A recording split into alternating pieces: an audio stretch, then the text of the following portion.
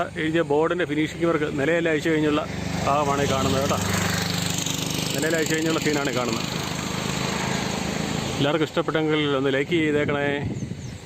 പ്രിയ സഹോദരങ്ങളുടെ മറ്റേ വർക്കിൻ്റെ കൂടെ നമ്മൾ വേറൊരു വർക്കും കൂടെ കാണിക്കുവാണ്. ഇത് നമ്മൾ സ്ഥിരമായിട്ട് ചെയ്യുന്നൊരു വർക്കല്ല. ഇത് ഈ സ്കൂളിലെ വർക്കുകൾ നമ്മൾ സ്കൂൾ തുടങ്ങിയ കാലം മുതൽ നമ്മളാണ് ചെയ്യുന്നത്. നമ്മുടെ ഹൗസ് ഓണറുടെ മായി ബന്ധപ്പെട്ട സ്കൂളാണിത്.